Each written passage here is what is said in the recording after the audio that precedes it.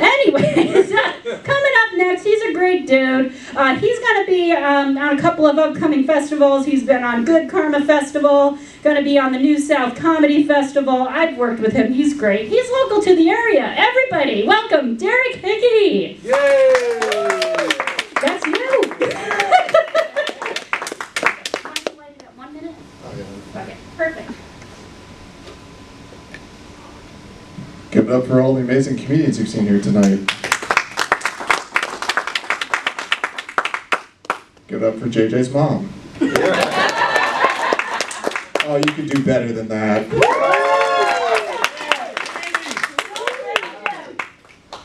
I already have a couple handfuls of candy in my pocket, so don't search me when I leave, please.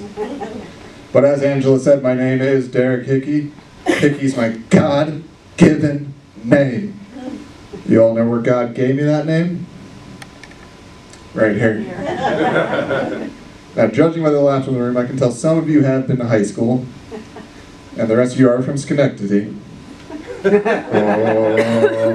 I did that because you're smoking outside right now, JJ, and you can't hit me. But I'm 34 years old, and the other day I had a very important life realization. I should never, ever, ever travel outside the country again. Why?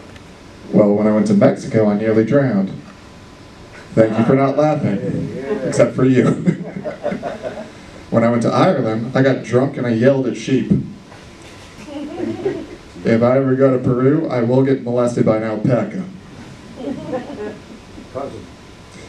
Rewatch The Emperor's New Groove, it'll hit differently after tonight. But that trip to Ireland was the last trip I took before COVID. And when I was over there, the thing that I appreciated most was the little differences. Over there, you pick up a newspaper, they got things like sports, current events, politics. But do you all know what they call obituaries in Ireland? Yeah. No? Oh, why did he die, did he die, did he die, did he die, did he die, did he die?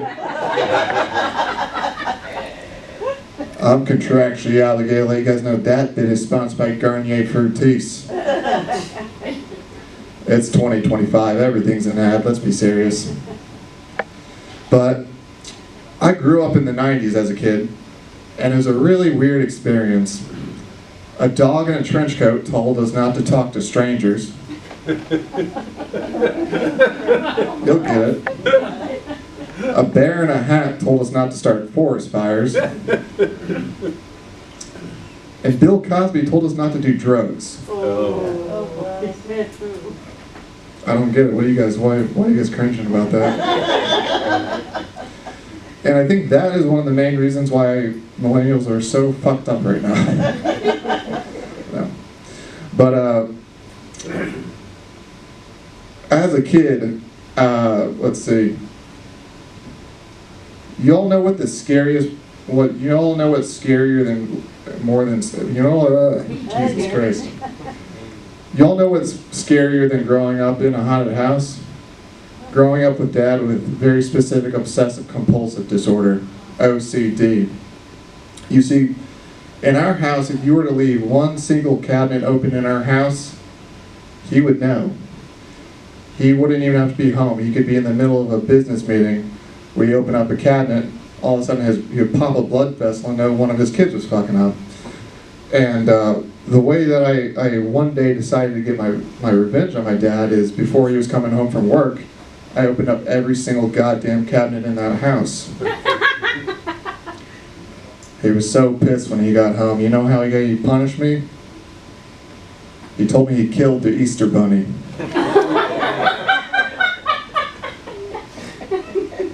And I believed him. And I was 20. Whenever people hear me talk, they always ask me the same thing. They're always like, where are you from? And I said, do you have 2 minutes? And I tell them, born in Denver, Texas, Illinois, Brussels, Missouri, Brussels again, Missouri again, New Jersey, New York, here. And at the end of all that, they always ask me the same thing. They're always like, oh, was your father in the military? And I say, close. He worked for Pepsi. Lost a lot of good men to that Crystal Pepsi, I'll tell you what. You'll get it. But in school, our teachers taught us how to survive a fire. They taught us 3 easy steps: stop, drop, and roll. But I realized they left out a very important 4th step: leave the building. I like to think it was just forgetfulness, but I think it was the teachers were finally pissed off at the kids that weren't paying attention.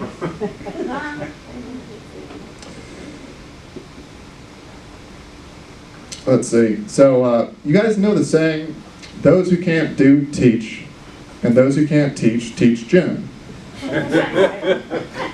I think that saying needs to be revised based on my personal experience.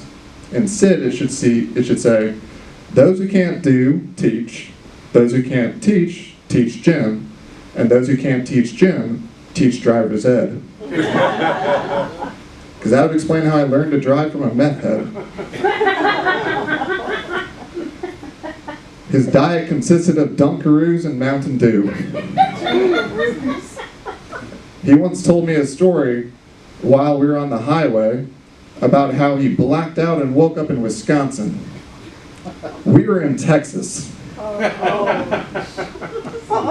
He did give me a very good piece of advice for driving, though. He said, if you ever get pulled over by the police, you gotta just start yelling, code red, code red, code red.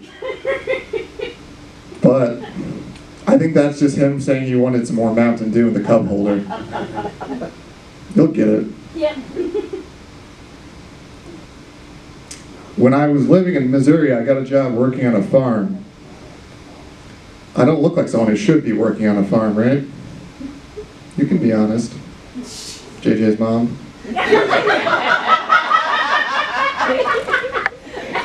Let's not put her on the spot. But going into that job on the farm, I had the most unrealistic expectations. I thought it was going to be like a Hallmark movie. I thought, what? I was laughing at the Christmas one. Oh, thank you. Please don't laugh. But going into it, I did think it would be like a Hallmark movie. I thought I'd be out in the field, I'd somehow get tan, I'd be wearing all flannel in a Missouri summer, be sweating, be beautiful, and then one day I'd be driving my old 1950s Ford truck down a dirt road. Somehow I'd learn how to drive stick, and I'd pick up a beautiful young woman, and we'd fall in love, and I'd find out that, you know, she also was wearing all flannel. She lived in a big old house that she somehow afforded just by volunteering at a hospital that catered only to squirrels. You guys know Hallmark. Yeah. And the rest would be. In reality, the only dates I got were with my grandma's friends and the women that I met at the local hotspot in town, a gas station. These were women with 6 kids and 2 teeth. Now, I'm contractually obligated to let you guys know I did not marry any of those women. My wife will know if I don't say that sentence to you all tonight. So please, please, if you have any feedback about the show, message my wife and say that I said those words. She is 8 months pregnant and very strong. That wasn't a joke. But when I was living in Missouri, I went to college out there. You guys know the greatest kids on campus? The ones who played Quidditch without any magic.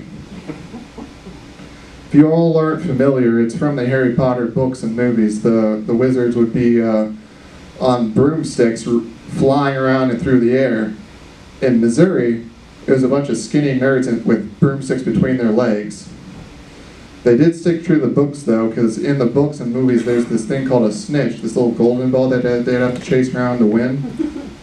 And their version of the game, it was a guy named Steve. He was dressed in gold, he was covered in glitter, and he was on ecstasy. luckily, their games were also, the only way the Quidditch games got broken up is if there were, Death Eaters that came in and attacked them, which is what they called meth heads, which is what I call my driving teacher. Go get it.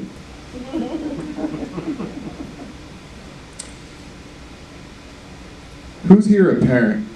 Anyone have kids? Any of the parents in the crowd ever institute a form of torture called a swear jar? God bless you all. God bless you all. That's why you should not grow up in Texas. My parents caused me to go bankrupt at the age of 6. I'll explain. You see, it was a very terrible form of, kind of keeping me and my siblings poor. And it was one of those things where, first few months that they implemented it, I'd get fined $0.25 or $1, by saying things like fiddlesticks, dang nabbit, and shenanigans. We were a very Christian household. But one day we were visiting my grandma, again in Missouri, and I was a young, growing Midwestern boy, and I was hungry. And we were sitting around the table, and finally, I look at my dad, and I say, "Could someone pass the fucking potatoes?" I'm still paying off that debt to this day. Never mind college loans. If you don't mind me asking anyone at the table, what did you guys want to be when you're growing up, like your dream job when you were a kid? A nurse? That's respectable. Anyone else? I did it. I was a teacher for a while. But you didn't teach driver's ed, right? God bless you. God bless you. Unless I was substitute teaching. They gave me your gym a few times. Well, a teacher, a nurse, that's respectable. And as you can tell, I'm a weird adult, and I was an even weirder kid. So I didn't want to be something like an astronaut or a doctor or a nurse or a teacher. I either wanted to be the Pope or a crash test dummy. Same thing you did possession. We're having fun. The Pope, because I would feed myself hamburger buns and Crystal Pepsi, and I call that communion. And a crash test dummy because I once put one too many pipe cleaners into an electrical socket. Either way, yes, I did find religion. Thank you, thank you. But I was raised Irish Catholic, and when I was growing up in the Midwest, we had a very sacred and very religious holiday. You guys might not be familiar with if you're Catholic. Have you all heard about Donut Sundays? Oh, yeah. God bless you. If you're not familiar, it's us Catholics bribing people to come to church with fried dough. Oh, I go to church on Sunday, Friday, Tuesday, Wednesday. There's only that never have Dunkin' Donuts, though. But just like the good Lord, Dunkin' worked in mysterious ways. Because it wasn't every Sunday that there'd be Donut Sundays. But I was really proud of the church, though, because they kept the munchkins away from the priests. Oh.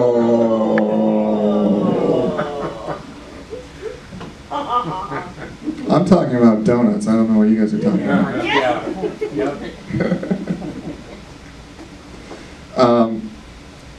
Am I getting lit? No, I was discussing serious stuff with JJ over there. There. You still have 2 minutes, sir. Beautiful. Well, actually, 30 seconds, then you're getting one. Okay. As you can tell, I am not Italian. I did marry an Italian. I think that's how I got this booking. But I was Italian for 3 years before that point. I'll explain.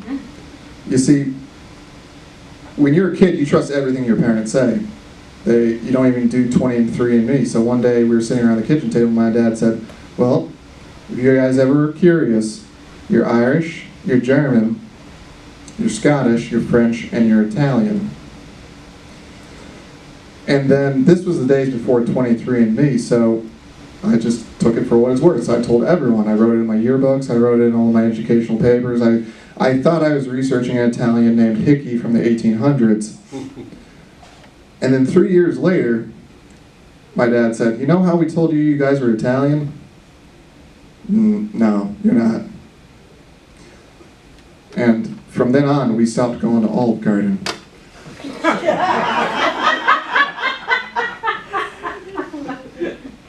Last thing I'll leave you all here, or I got more than 30 seconds? You've got, you can do one more joke. All right. We're not on a time All crunch. right, fine.